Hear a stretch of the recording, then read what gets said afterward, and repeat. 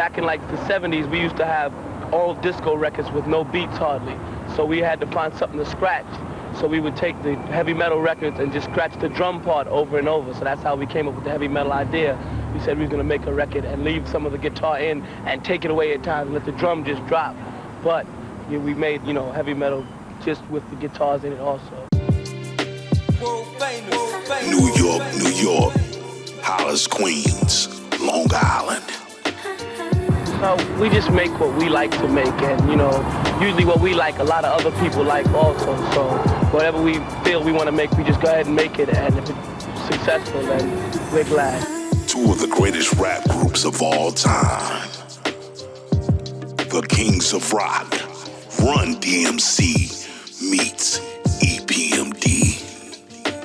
In this mini documentary series, the Run-D.M.C and E.P.M.D era.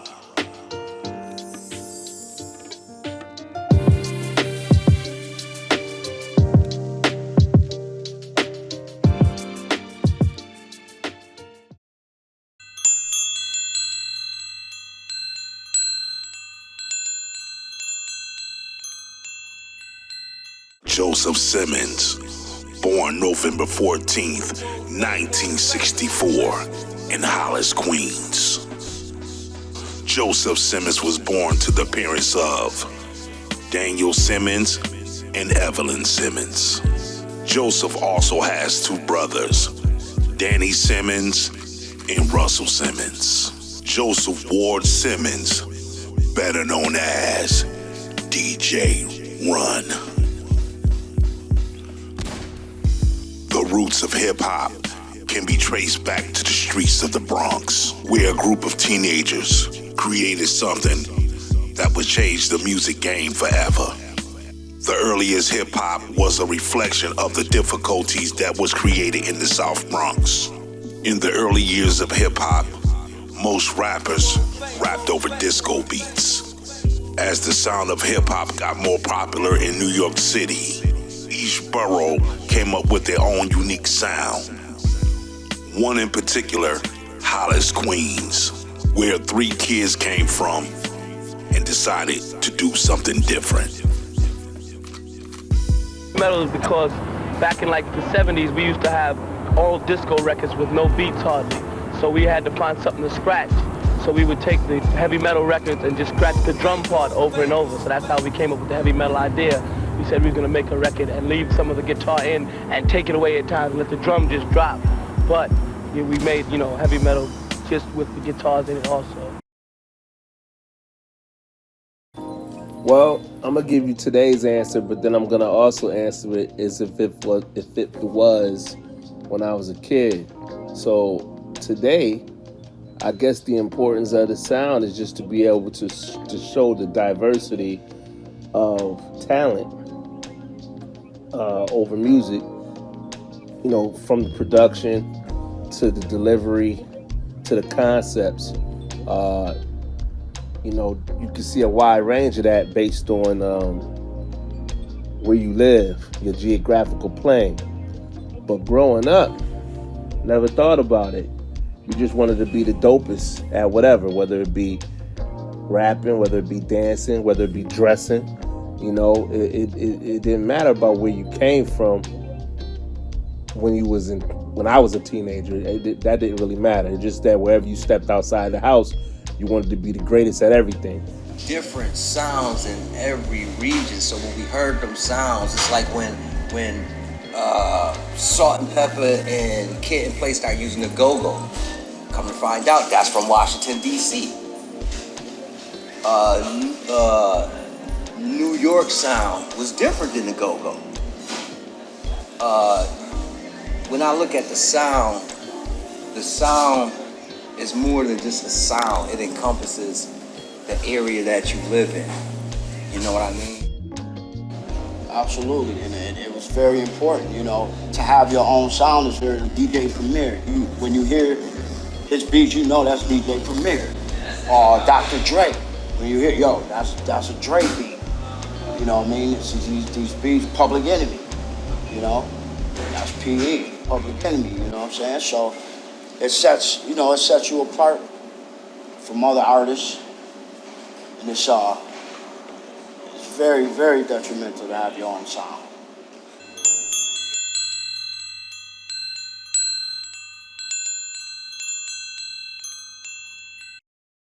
As a teenager, DJ Run was recruited into hip-hop by his older brother, Russell Simmons, who later on created the legendary label Def Jam. DJ Run, in his younger years, was actually the DJ for the legendary rapper Kurtis Blow. Curtis Walker, a.k.a. Kurtis Blow, is an American rapper, singer, and songwriter. His song, The Breaks, in the 80s is the first official certified gold rap song. Put some respect on his name. Didn't know it was gonna be that big.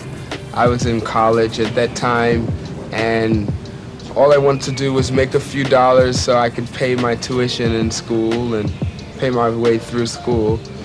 I had calculated if I made $30,000, if I sold 30,000 records, that would be $3,000, and that would be my tuition for like 1 year. And it's turned out that the record sold 300,000, so it's 10 times that much. So I stayed in the music business and kept recording records. What I remember about Kurtis Blow was the hood. That's what I remember. So as a youth, I always said that, because my mom said it too, because she put me on to it. So Kurtis Blow, his Christmas time, his Christmas song, I remember that every Christmas it would come on, so that was like, I guess you would say, my first taste of hip hop in a way. It was Kurtis Blow, yo. Big up Kurtis Blow. As time went on, DJ Run got into rapping. He talked to his homeboy Darryl McDaniels that was getting into DJing, but he convinced him to start writing rhymes. And that was the best decision that ever happened, because they was about to shake the world, and they didn't even know it.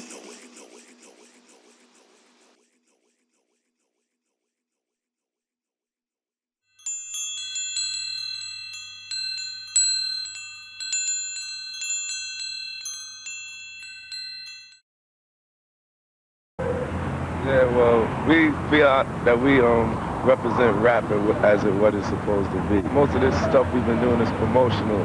Then when we come back, we planning to come back on a big tour to just take Europe out. Darryl McDaniels, a.k.a. D.M.C. Origin, Hollis, Queens. McDaniels was placed in foster care when he was a little stereo, until the McDaniels family adopted him at a month old. He attended Baylon Elementary School. Then from there, he went to Rice High School. He also attended St. John's University, the most notable school that he mentioned in the song, Sucker MCs. He became interested in hip-hop in the 70s after listening to the group Grandmaster Flash and the Furious Five. As an MC, you go through different names you try to come up with. His first rap name was Eazy-E. Then he said to himself, "Nah, that's trash. Let's make it easy. I'ma call myself DMC. Stands for Devastating Mic Controller, or Darryl Mac."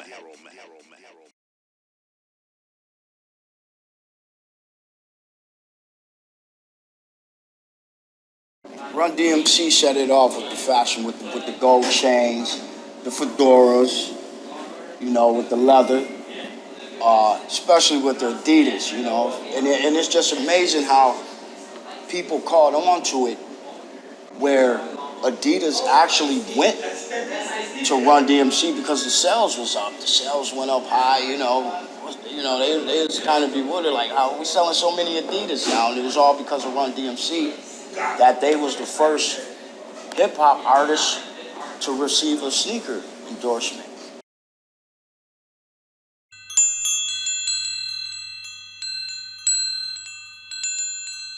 Ever. We never have a band. It's always going to be three of us, you know. 2 turntables and 2 microphones. The band is just there for a look, you know. It's just where we trying to come from, to show that we can relate with that also. But in reality, it's all about the street. We're rocking without a band, in reality. We say on the record, King of Rock, rocking without a band, and you see no band and just this DJ just standing there scratching.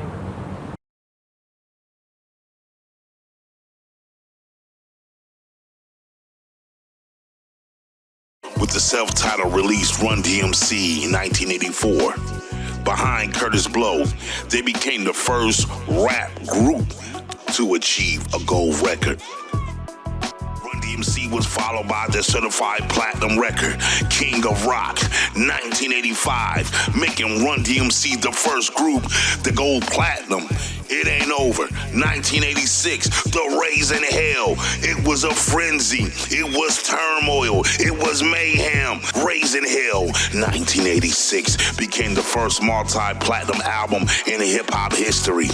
They made their way from small venues. They now performing at Madison Square Garden. 19,000 people on the floor going crazy. From that point on, they start performing at stadiums, large events, 50,000 people knowing their song. 3 kids from Hollis, Queens have made it big time. They kicked in the door for MTV to be the first rap group to ever get played on MTV channel. And you telling me Run-D.M.C. is not the greatest group of all time? I'm the king of rock, the head not higher. Suck MCs, you call me sire. To burn my kingdom, you must choose fire. I retire. Now we rocked up, buddy. They come correct, all cuts all the time. And rhymes connect, we got the right to most. First song that drew me to Run-D.M.C. was Sucker MCs. It was the summer of '83, summertime. I remember coming outside and this kid was walking down the street with a boombox. It was like, just Sucker MC, just sad face clown. And I was just like, yo, what is that? And I said, yo, this is dope. So I went to the record store, bought the 12-inch single of Sucker MCs, and then I heard It's Like That. And when I heard It's Like That, man, I was just like listening to the message. You know, wars going on across the seas, and I was like, yo, man, these dudes is ill. And I was rocking with it ever since. The whole city was playing the album, man. It had to be, it was like both of them was playing at the same time. Maybe I might have been a little late to the party at that time. I don't know. But I remember for me, it had to be like a Juneteenth. And I remember back to back all day, they just kept playing Sucker MCs and they kept playing Hard Times. Back to back all day long. Every corner you went on, it was a DJ. Because you remember growing up at the Juneteenth in Buffalo, there was a DJ on every corner. Absolutely. Or it was a speaker or something on every corner on Fillmore. And everybody was just playing them 2 songs, the whole strip. I was like, yo, this must be it.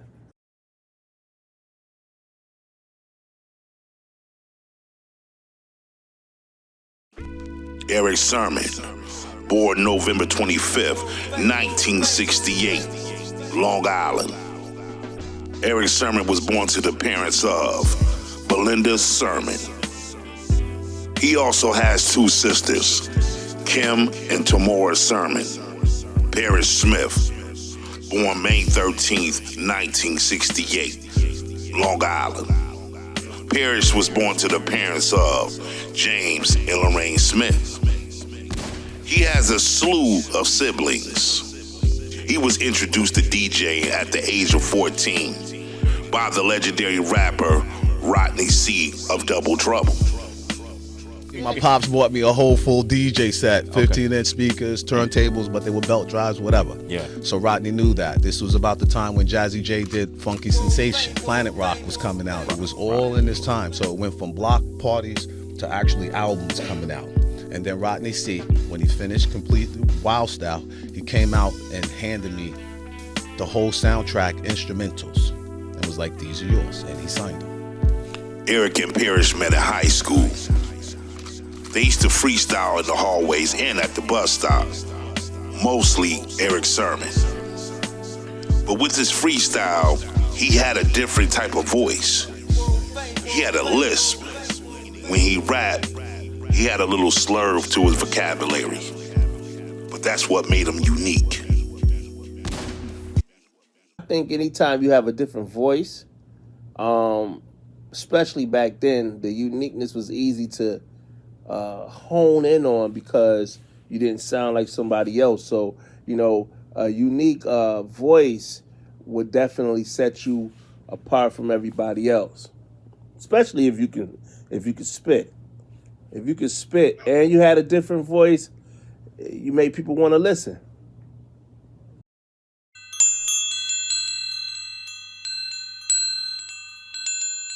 Y'all try to rock it, but talk around, hey yo, I'm just got another microphone, don't stop, I'm not finished yet. You still don't got the E.P.M.D, you wanna make it right, remember this, lounge when the danger zone. I figured you would, hey yo, I'll leave you alone. Hey yo, you bitch, can you wish, wanna phone these public to be the E.P.M.D, over and over, you.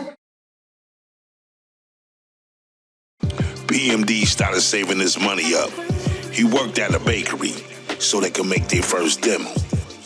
EPMD had several DJs. The first DJ was Diamond J. The second one was Caleb Balls. And the third one that everybody knows is DJ Scratch. After they made their first demo, with trial and error, they finally secured a deal with Sleeping Bag Records. They released their first single, It's My Thing, with EPMD Slow Flow, sold 80,000 copies. From the album Strictly Business was the hot single, You Gots to Chill. After that, it was You a Customer. But with hip hop comes beef. And with that song, You a Customer, beef began with EPMD and Rakim Allah.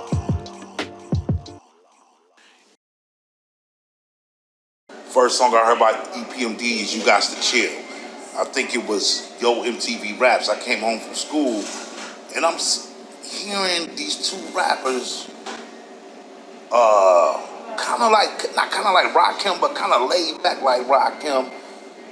But the beat was kind of like P-Funk, more bounce. I was just like, yo, but when I heard Relax Your Mind, Let Your Conscience Be Free, get down to the sound of EPMD, I was saying, yo, this shit is crazy.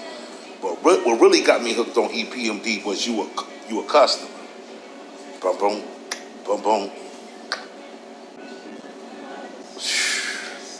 Straight fire, man. Straight pyro. And I like EPMD because it had a West Coast sound. It had that funk to it. You know what I mean? And I was really feeling it. Oh man, it was You Gots to Chill. Then when the beat came on, oh my gosh! And when you heard the first voice, which was Erick Sermon, and you listened to it, and you just like, who is this? Because you never heard a voice like that before. Right. You know what I mean? You hearing the lisp, and then you know what a lisp is because my man had a lisp. So you hearing it, but he made the lisp poppy. When it comes to the similarities, in my opinion, between EPMD and Run-D.M.C, two-man rap crew. Both MCs get the rap equally most of the time. And two notable named DJs. You had, of course, the infamous Jam Master Jay, and you had DJ Scratch. And so, with that, I do believe that they were similar in that regard, and they actually were kind of part of an era where the two-man rap crews, in many instances, were more popular than the individual MC. And so with that, they definitely were similar. And also, in the era where a lot of the rappers we love from that era, all of them weren't on the radio equally. EPMD and Run-D.M.C. as two-man rap crews with a DJ had hits that constantly played on the radio. I mean, whether it was, the regular FM station and especially the college radio. So I believe more or less that's what the two have similar. And also, honestly, they both set trends in their own regard that you see to this day have had a big influence on hip hop. For us to say that we're Run-D.M.C and Jam Master Jay.